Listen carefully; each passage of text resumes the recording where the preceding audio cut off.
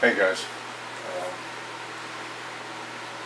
this part of my layout right here I had a problem with. I could not figure out how to make the track run over these edges right here like this. See this right here? Over this area right here without causing the let me turn this around so I can see what I'm looking at for sure. Yeah, over this edge right here without and over this one without the track creating an issue. And the issue it was creating was, I'm going to show you real quick. I got it all. I got to take it apart anyway. What was happening was, and I don't know, maybe some of you may have already known something like this. I don't know. I mean, I would hope you'd be honest enough to admit you didn't know it, rather than just trying to make yourself look like you do. Because I've met a lot of people who do that. Oh yeah, man, I've known that forever. Anybody knows that. I didn't know that, so. Not everybody does. Anyway, I'll show you what I was talking about, what happened. I mean, what the track was doing. Let me take that off of there. Let me take this piece off. What I was trying to do was, where this meets right here, I was trying to lay a piece of this track here and another piece there. But what was occurring was, it was such a sharp angle right there. I mean, it doesn't look like much, but it was enough so that when I ran the locomotive over it, it was derailing the track. And when I ran the cars over it, it was derailing. So I messed around a couple times. I thought maybe if I shimmed it better over here it would do better, or if I shimmed it over here it would make a difference. Well, that helped raise the bridge up, but it didn't correct the angles. So I kept tinkering with it and tinkering with it. I said, geez, there's got to be a way to do this to where it'll actually work right. What is it going to take to get this to where I can run the track over this, so that when running a CC axle arrangement, when the middle wheel crossed over the gap, your middle wheel, your idler axle, and then your drive axle on the front, on the forward of the truck, raises up like this, all the way across. And what was happening, because it was such a steep angle on both sides, you can figure out, you can put it together what happened. When the truck rode over it, it raised it up this way, and the rear wheel was coming off the track, which caused the truck to turn, because it only was running all was running along the track was on the idler axle, and that's it. So I don't know. Sometimes I'm a little slow about getting things. I guess I wish I got as fast as it took to figure it out. So what I did was, I recut my rail, my track, and I put it in over here. I'll show you this area right here, my bridge, my other bridge that I have over here as well. You can see what I got here. I got another part of the bridge, which is right here. I'm going to zoom in a little bit. See that little bridge right there? I cut the track right here, coming off the bridge. So the track gets restarted in a straight section, goes around the curve, comes over the bridge, and then lays down in the middle of the bridge. And then I've got it going out off the bridge, right there again, in the middle of the bridge. And that seemed to do it. I'm sorry. That seemed to take care of the problem, really. I messed around with it for a little while and just kept doing it back and forth until I thought I had it correct, and I did. I got it correct. It actually worked it out. But it was really starting to frustrate me, because I was like, you know, there's got to be a way to do this. This can't be just this difficult. So I had already laid track in this area right here, and you know, I use this stuff here, this PL 300 foam glue, like foam board glue. This stuff is great because it just peels off the bottom of the track. It leaves the track looking like, I think I had a piece around here somewhere. No, maybe this is it right here. This is what it leaves on the, I don't know if you can see that or not. I'll put a little closer. You can see on the bottom of the track there's some blue right there that's, you can't see it all that well, but there's a little bit of, very little traces of it. Unlike if it was like, I don't know, like white glue. White glue just sticks to everything. So anyway, that's what I did, and now I'm going to go ahead and put the foam back down again, the foam glue, and put my track down, and well, hopefully it all works the way it's supposed to work. We're going to find out, that's for sure. I'm going to have to put something else down on top of here. I guess I'll have to use regular testers glue on top of that. I don't know how else I can tack it down. So let me go ahead and do this.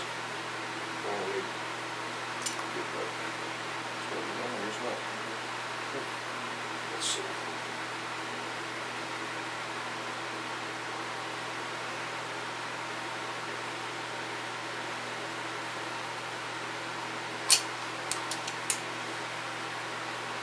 I'm sure what I'm going to use. I'm thinking testers are what I want to use along the outside of this edge.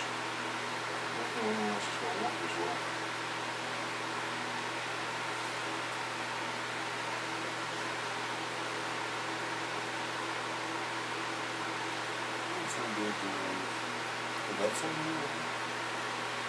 Yeah, that's my other problem right now, is just getting this foam glue to stick to this. I don't know what's going to work with that. I'll find out though.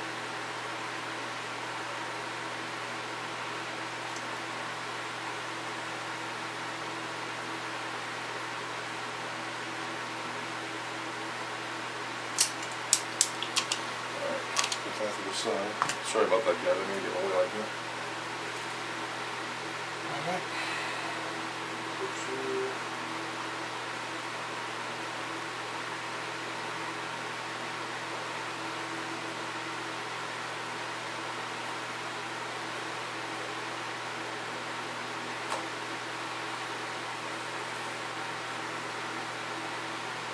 It's been a tedious job, to say the least. But I was really glad for the experience to find that, because I didn't know what to do with it, really. So,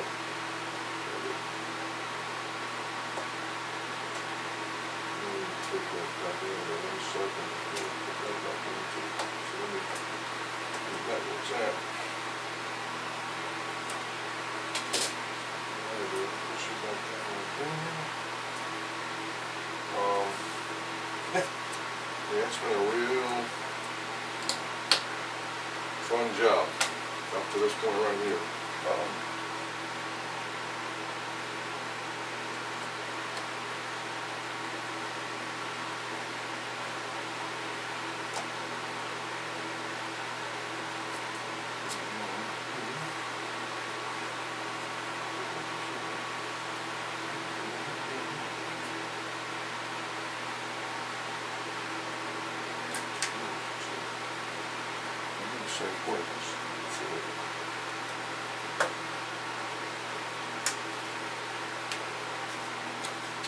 Yeah, it's not been a bad experience. It's just been an experience, that's for sure.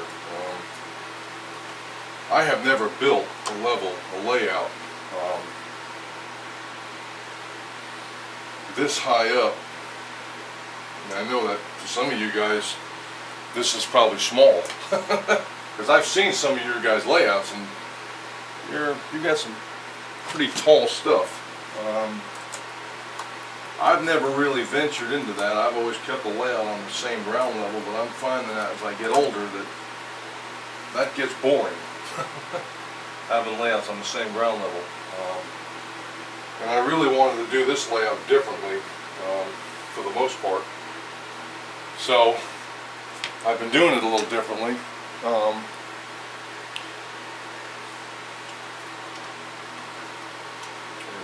It's worked out so far. I have gone over this layout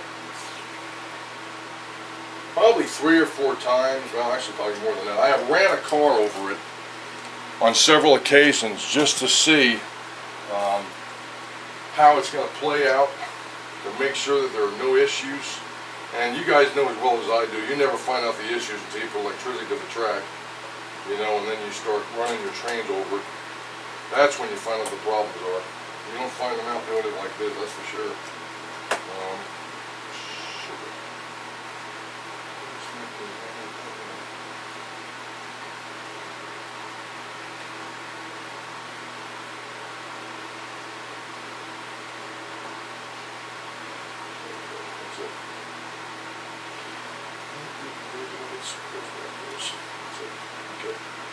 Alright, that looks good. I don't know the way it's supposed to be on there. I gotta hold that down with something. Keep that in place.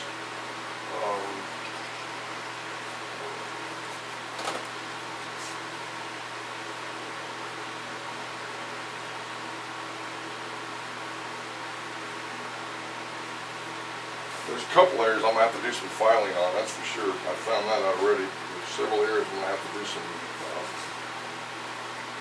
filing, that's all. Just because I'm sure it's nothing new to anybody. You know, it happens. When you're building a layout, I'm finding out it happens. Sometimes you have to build. Sometimes you have to do a little filing work, and I guess I'm any different. So that pretty much sums that up. So I've got it laid out right here and down this way, and I tested it several times to see how it would do, and this seemed to me to be the best way to do it. Now I don't know it. I've got to paint that right in there. All that's got to be painted black again, but I mean that's not a big deal. I think once I paint it black, you won't notice it anyway on the rails. This bridge was originally a Pratt truss bridge that really did not turn out well at all.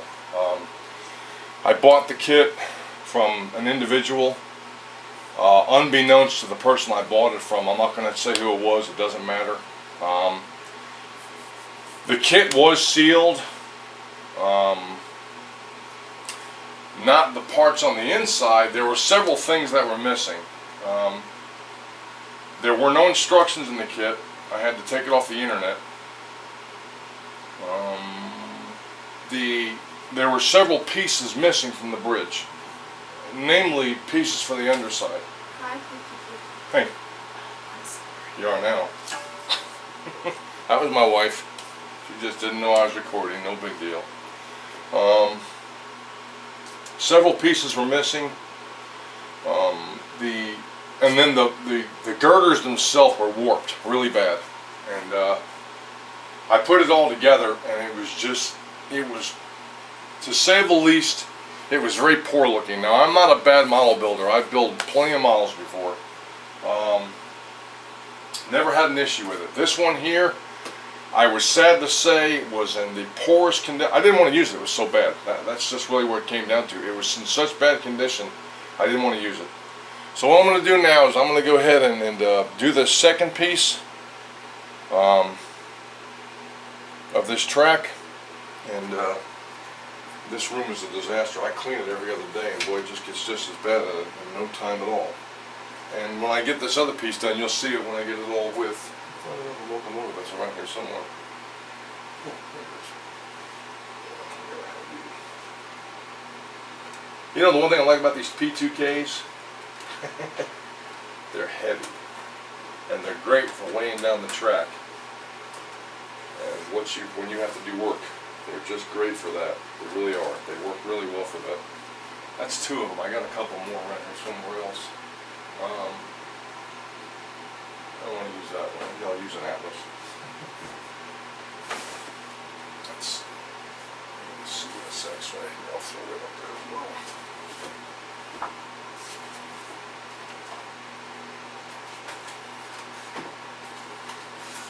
Well, this is a naked CSX. I was doing the sill over again with new handrails, and since I started it, I've never finished it. Let that sit there like that. That way you can't see it. I just put another one out there. I'll show you, give you a quick glance of it. I just put a CSX out there, that's all. CSX up against two L&Ns. So going back over this way, where I'm doing this section right now is this part of the bridge I'm doing now. You know, I was saying earlier, this is all new to me. I've never done a layout like this before, but you know, I noticed today, if this video goes up there today, that there was a section in there about getting bored with things. And what I've found out in my life is that it's very easy to get bored with a lot of stuff.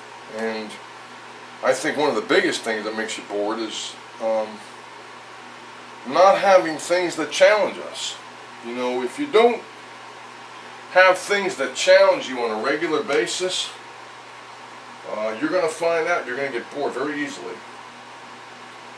And I think that is what happened on my last layout, to be honest with you. It just didn't have anything that I considered to be exciting enough to keep me enthused. So as a result of that, I got bored quickly with it. It wasn't fun to do anymore. It's like, oh man, there's got to be something else besides this, because this is just boring the hell out of me. Let me take you over this way. See where I'm working at right here. Putting this layout down right here. It looks pretty good, to be honest with you. It looks real good. I don't think there's any issues. I think that's going to work. I got to cut that back. So I can take that back off there. I'll do that next. I don't have track cutters. I don't have track cutters. I use a Dremel cutoff tool. I guess probably ought to upgrade one day, right? And get the Xuron track cutters, but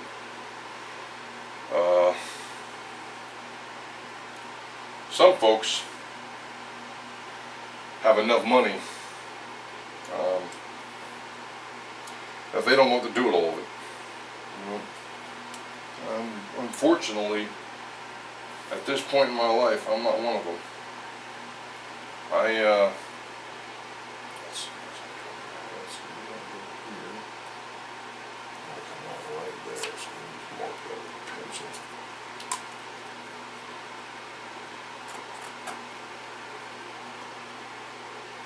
Yeah, I'm not one of them.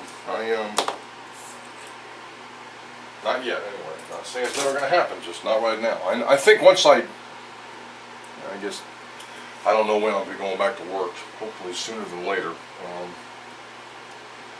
I don't know if I can. At this point in time, I can't go back to work because I'm just in too much pain. But that's my thoughts. That's not the doctor's thoughts. He, on the other hand, does not seem to think that with me.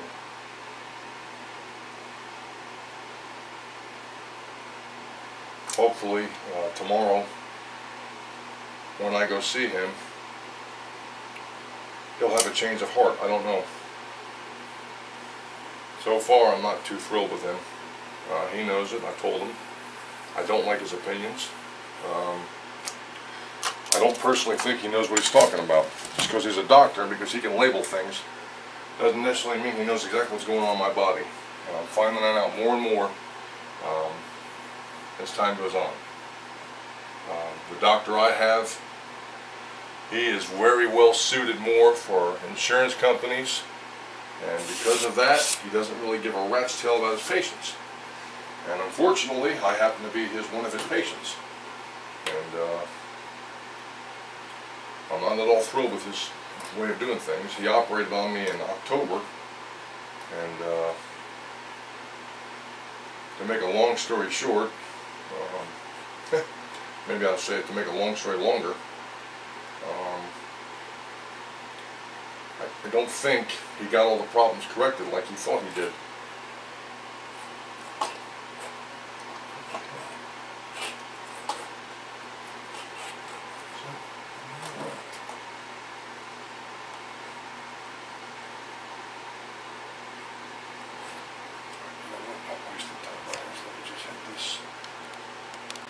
Okay guys, I'm back. I've gotten all that area done, and this is it right here. I just put all this track down right here. Okay, angle that down a little more. There we go. I just put all that track in right there, all the way up to there, and it works a lot better now. I mean, I can see where it's going to make a difference. And this foam glue dries pretty quick. It's not really something that takes forever to dry. In a couple hours, it'll be good to go. I've got these engines sitting on here. I got to put another one on there, one more to hold it down. Just trying to find one that's actually long enough that will do the job, or heavy enough. Not necessarily long enough, but something's got to be heavy enough. Let's see if my C44 is in there. I've got a boatload of locomotives out. Well, that'll work. Yeah, there's not much there. There's a little bit of frame right there, but it'll work. It'll do the job holding it down. I don't think that one's going to go anywhere. What do you think, guys? Don't think that locomotive is going to go anywhere. You think? Let me zoom in on that. You guys can tell me. What do you think? Probably not. So anyway, that was the end of the answer to my dilemma was to just to give you a recap. Let me get the bridge right here again. Am I on the bridge? Yeah, I'm on the bridge. All I did was I split the track in the middle, and I ran from here that way. That's a 36-inch piece, and from this way, back that way, that's a 36-inch piece, and that solved the problem. When the train comes over the track right there, it's not so steep that the trucks on the C-axles derail themselves. Now it stays on the rails all the way down through the course of the whole thing. And this is a 3% grade, and this is a 2% grade over here on this side. You probably can't see it just yet, but I'll show it to you again. This is a 2% grade going this way. So that ended my problem right there. That helped my dilemma. I was hoping to have all this done. Well, I probably should be able to have it done by the night, at least the top track anyway. And then I got to wire it all for, I should have bought, according to somebody else, I should have bought an NCE or a Digitrax decoder system. Instead, I bought an MRC Prodigy Express. And I was disappointed when I read the instructions, because the MRC Prodigy Express says you cannot run that DCC system in analog mode, whereas the old MRC Command 2000, you can run that DCC and DC. And I was kind of disappointed because, I don't have all of my locomotives DCC converted yet, and more than most of them are still DC. I have 2 or 3 that are DCC ready. Or DCC equipped. I have a long way to go, but I'm not working right now, so I have to watch where I spend money at. I can't just spend it freely whenever I want to. But you know what? That's neither here nor there. And I'll give you a view of the rest of the layout here real quick so you can see it. Let me take you out of this corner. Oops, sorry about that, guys. Didn't mean to bounce around so much. I'll edit that part out. So here's my bridge right here. Goes across that right there. Then you go down here. Where those cars are right there is where it continues to go. That is my mountain that I built with, those are ceiling tiles. As you can see, it looks pretty good. It came out really good. I still got to fix the wall and all that stuff. This is my lift out bridge right here. Pan out a little bit. More. It's my lift out bridge coming across this way. There's my mountain, another one of my mountains that I built. I'm not going to put stone portals on there. I think the mountain itself will look like a stone enough when I get done with it. And my other little rock facing right there coming across, that'll have trees and stuff on it, and the bottom will be all dirt. Coming up, this is another part of my lift out bridge that I just got done doing. I like the way these stone abutments came out. I made these, I custom made these. I built some, what do you call it? I built some boxes out of wood. and I poured these myself, and then I cut the stone. I cut it to make it look like stone.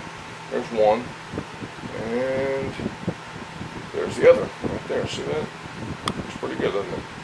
And it's like that on both sides. I mean, all the way around it's like that. So then the track continues right there. This is my lift out bridge. It goes up. I had this thing, another area here that took me a little bit of time to make it just right. I had to constantly go over it and go over it and go over it until finally I got it to where it actually works properly. The trains don't derail on it anymore. It looks like it could right there, but it doesn't, believe me. It just looks that way. It's just the way the angle is of the camera. Then it comes up right here, continues to go around. Up and over that way. And then it goes, that's a bunch of boxes right there, sorry about that. It goes behind the boxes. It goes right there. And then that's where the bridge starts again. And that's it. That's the whole layout, guys. Hope you enjoyed it. Have a great day.